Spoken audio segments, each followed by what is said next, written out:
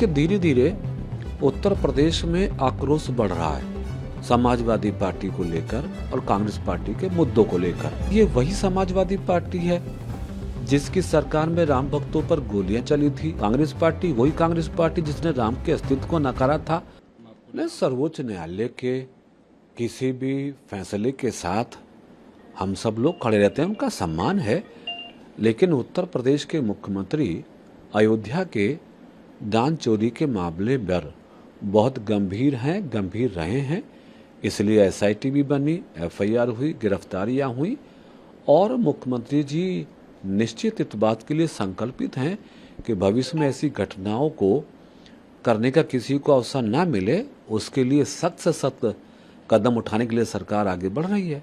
Sir, SIT जांच की report कल आखिरी दिन है, एसआईटी रिपोर्ट सौंपी जा सकती है। ठीक है, अब एसआईटी ने जो जांच की है वो विधि सम्मत जो भी होगा समय सीमा के अंदर वो अपनी रिपोर्ट सरकार को सौंपेंगे और रिपोर्ट के आधार पर सरकार को जो लगेगा उसमें कठोरतम कार्रवाई के लिए सरकार आगे बढ़ेगी। सर, चाहे समाजवादी पार्टी हो या कांग्रेस, तो तमाम आरोप लगा रही है, उसको कैसे देख रहे हैं? नहीं, अब देखिए, धीरे धीरे उत्तर प्रदेश में आक्रोश बढ़ रहा है समाजवादी पार्टी को लेकर और कांग्रेस पार्टी के मुद्दों को लेकर, क्योंकि लोगों में एक सवाल है कि ये वही समाजवादी पार्टी है जिसकी सरकार में राम भक्तों पर गोलियां चली थी। ये वही समाजवादी पार्टी है जिसने बाबरी मस्जिद की हिमायत की थी। कांग्रेस पार्टी वही कांग्रेस पार्टी जिसने राम के अस्तित्व को नकारा था। सर्वोच्च न्यायालय में मंदिर देर से बने ना बने उसके लिए उन्होंने कोशिशें की थी। तो उत्तर प्रदेश में भी और देश में भी समाजवादी पार्टी और कांग्रेस के खिलाफ लोगों में आक्रोश है और उसका मुकाबला करने के लिए 2027 का मैदान सामने है। मुश्किल पड़ेगा राम भक्तों पर गोलियां चलवाने वालों को और राम के मुद्दे पर सवाल खड़ा करने वालों को इस बार बहुत कठिनाई आने वाली है। सर, एक राष्ट्र एक के नेता इस बैठक में मौजूद हैं। लखनऊ में बैठक चल रही है, आज आखिरी दिन है। क्या लगता है विपक्ष एक राष्ट्र एक चुनाव को लेकर जो है सरकार का सहयोग करेगी?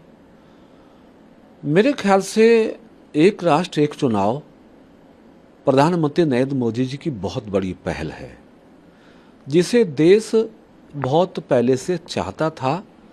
देश के हित में भी है, देश के हक में भी है।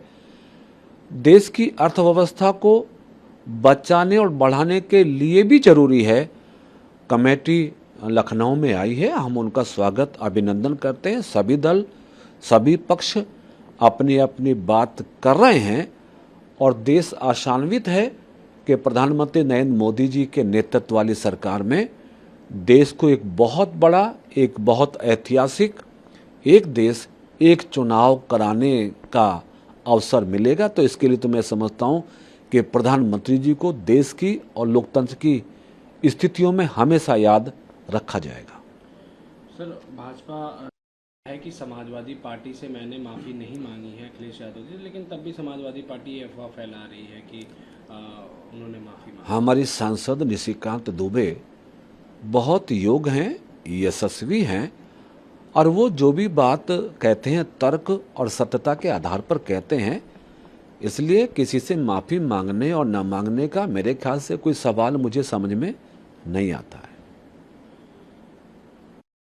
संभल विवाद को लेकर सुप्रीम कोर्ट ने एक विशेष लोक अदालत का जो है दिन रखा है 21 और 23 अगस्त को, जिसमें सुलह की कोशिश बताई जा रही है कि सुलह दोनों पक्षों में सुलह की कोशिश कराई जाएगी। देखिए, चूँकि उत्तर प्रदेश में चाहे अयोध्या में भगवान श्री राम के जन्म स्थान की बात करिए या मथुरा में भगवान कृष्ण के जन्म स्थान की बात करें या संभल की बात हो, सबको मालूम ही है कि पौराणिक काल से ये हिंदुओं के धार्मिक स्थान रहे हैं। और सर्वोच्च न्यायालय ने यदि इस पर संज्ञान लेकर कोई किसी निर्णय तक पहुंचने का प्रयास किया है तो सर्वोच्च न्यायालय के फैसले का हम स्वागत करते हैं। सर, उत्तर प्रदेश सरकार में पार्टी के शासनकाल में दलितों और पिछड़ों के साथ अत्याचार होता था, मारपीट उनके साथ की जाती थी, कैसे देख रहे हैं? श्री ओम प्रकाश राजभर का बयान बिल्कुल ठीक है।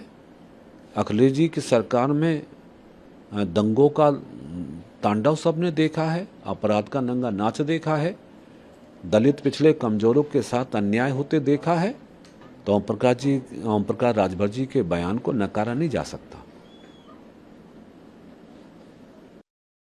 1976 का हवाला देते हुए उन्होंने कहा कि आपातकाल के दौरान किशोर कुमार के गानों को कांग्रेस ने बैन कर दिया और उन्होंने कांग्रेस के काले अध्याय को याद दिलाया।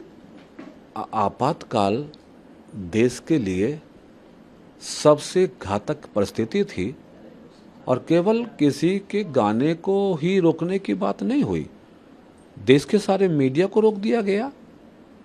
कोई आदमी अपनी आवाज़ नहीं उठा सकता था, कोई पत्रकार अपनी खबर नहीं छाप सकता था। ऐसा आपातकाल जिससे देश का लोकतंत्र कलंकित हुआ, संविधान कलंकित हुआ, लोग आज भी याद करके सिहर जाते हैं। तो निश्चित उस आपातकाल को कैसे देश भूलेगा।